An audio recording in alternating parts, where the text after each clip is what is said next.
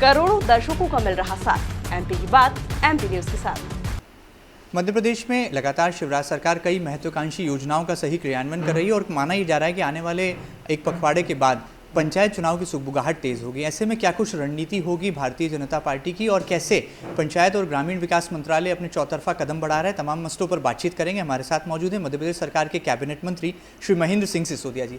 माननीय मंत्री जी, आपका बहुत बहुत स्वागत है। सबसे पहले पंचायत चुनाव को लेकर कितनी तैयार हैं आप और 24 घंटे सातों दिन अलर्ट इन दिनों नजर आ रहे हैं, क्या कारण? देखिए, हमारी सरकार, हमारी पार्टी पूरी तरह कटिबद्ध है जी कि पंचायत चुनाव मध्य प्रदेश में होना जी चाहिए। जी और पहले भी आपको मालूम है कि जब इसकी शुरुआत हुई थी तब कांग्रेस पार्टी ने ही सुप्रीम कोर्ट और हाई कोर्ट का दरवाज़ा खटखटाया जी था। जी और उन्हीं के कारण इसमें विलम्ब हुआ, क्योंकि माननीय सुप्रीम कोर्ट ने उसमें एक आदेश पारित किया है ओबीसी आरक्षण का। जी हमारा परिसीमन का कार्य पूर्ण हो चुका है।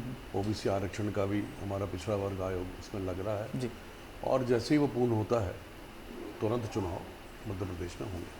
आपने तमाम पंचायतों को जो अब तक के लंबित काम है उनको पूरा करने का टारगेट भी दे दिया है, तो क्या ये माना जाए कि बहुत जल्दी रणभेरी बजने वाली है? निश्चित रूप से जैसे ही मैंने आपको कहा कि जी। आरक्षण का कार्य पूरा होगा, जी तुरंत चुनाव की घोषणा कर दी जाएगी और चुनाव होना आवश्यक भी है। बिल्कुल। तो बहुत जल्दी ही आपको रिजल्ट मिलेगा। इन दिनों हम देख रहे हैं कि गुना जिले में और खासतौर पर आपकी विधानसभा में आप बहुत सारी सौगातें दे रहे हैं। बमोरी में लगातार आयोजन पर आयोजन हो रहे हैं, कई विस्तारित शिलालेख हम आप देख रहे हैं शुभारंभ करते हुए। क्या आप माने कि आने वाले दिनों में विकास की रफ्तार के साथ और तेज़ गति में आने वाला है गुना? देखिए, रफ्तार तो इस समय बमोरी के विकास की 100% स्पीड पे चल जी रही है। जी 100। जी आपको एक साल बाद पूरा दिखेगा नेटवर्क कि हमने क्या स्वीकृति दी है और क्या फील्ड पे काम हुए हैं। जी चाहे वो सड़कों का हो, जाल हो, चाहे तालाब हो, चाहे अन्य योजनाएं जो सरकारी योजनाएं हैं उन सब का हो। तो एक मॉडल के रूप में मैं अपनी विधानसभा को बनाना चाहता हूं और उसमें मुझे कामयाबी मिलेगी निश्चित रूप से। और हमारे माननीय मुख्यमंत्री जी का भी सपना है कि मध्य प्रदेश के प्रत्येक गांव जो है वो विकास की ओर अग्रसर हो, आत्मनिर्भर बने। और इसीलिए हम लोगों ने गौरव दिवस पंचायतों में मनाने का भी सेशन किया। जी। तो लगातार मध्य प्रदेश प्रगति की ओर है।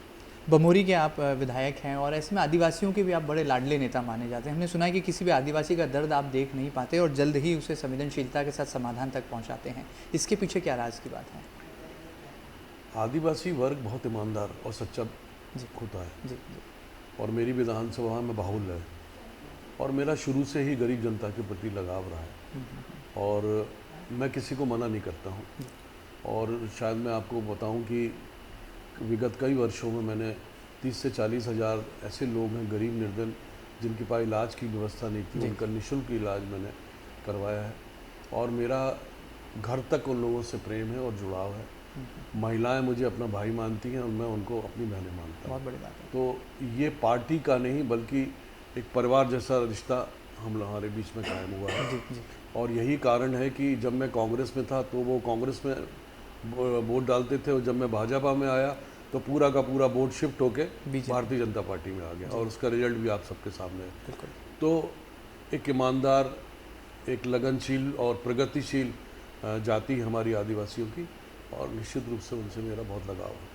केंद्रीय मंत्री ज्योतिरादित्य सिंधिया जी, उनका भी फोकस इन दिनों आपके जिले में और आपकी विधानसभा के आसपास नजर आया। ऐसा कहा गया कि पूर्व मुख्यमंत्री दिग्विजय सिंह जी के गढ़ में अब महाराज ने पूरी तरह से डेरा डाल दिया है। पिछले दिनों एक दिन का वक्त भी उन्होंने वहाँ बिताया, बैठ के मैराथन रूप से ली। क्या माना जाए? देखिए, महाराज साहब का जो परिवार है वो ग्वालियर, भिंड, मुरैना, दतिया, ग्वालियर चंबल संभाग, मुरैना चंबल संभाग, इन सबसे बहुत ज़्यादा जुड़ा हुआ है। जी जी और वही लगाव हमारे महाराज ज्योतिरादित्य सिंधिया जी का भी है। जी जी कि क्षेत्र की जनता, क्षेत्र के कार्यकर्ताओं से लगातार प्रयत्नशील रहते हैं, संवाद करते रहते हैं। जहां उनकी आवश्यकता पड़ती है वहां कामों को भी वो प्राथमिकता से लाते हैं। और गुना जिले में, शिवपुरी जिले में जो भी विकास हुआ है वो सिंधिया परिवार के कारण हुआ है। आखिर में जाते जाते इन दिनों देश में बहुत हल्ला है, लाउड स्पीकर लगाने को लेकर राजनीतिक बवाल देखा जा रहा है महाराष्ट्र से लेकर दिल्ली तक में। क्या आपको लगता है कि मध्य प्रदेश जो कि शांति का टापू है, यहाँ पर भी हालात ऐसे हैं या आने वाले दिनों में ये लाउड स्पीकर का लाउड बढ़ने वाला है?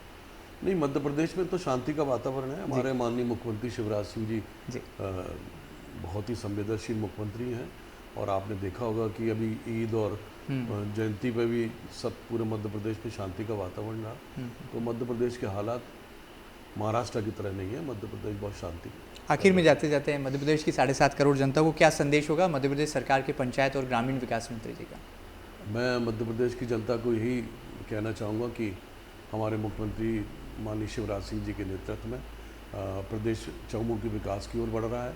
हमारे प्रधानमंत्री नरेंद्र मोदी जी का जो सपना है आत्मनिर्भर बनाने का देश को, उसकी ओर भी हम अग्रसर हो रहे हैं। और जो नीचे का तबका है, गरीब वर्ग जिसको कहते हैं, उसको ज़्यादा प्रोत्साहित करने के लिए, उसको ज़्यादा सहयोग करने के लिए प्रधानमंत्री जी और मुख्यमंत्री जी लगातार और हमारी पार्टी लगातार प्रयासरत है। बेबाक है, निर्भीक है, निष्पक्ष है और अपना संदेश मध्य प्रदेश की जनता को भी दे रहे हैं। ग्रामीण विकास का वो सपना देखते हैं और पंचायतों के जरिए आने वाले दिनों में जो चुनाव की चुनौती भारतीय जनता पार्टी और सरकार के समक्ष है, उसे पार करने का दावा भी कर रहे हैं मध्य प्रदेश सरकार के कैबिनेट मंत्री श्री महेंद्र सिंह सिसोदिया। एक खास बातचीत आपको कैसी लगी हमें जरूर बताइएगा। ताज़ा तरीन खबरों के लिए बने रहें आपके अपने न्यूज़ चैनल MP न्यूज़ के साथ। फिलहाल दीजिए इजाजत, नमस्कार।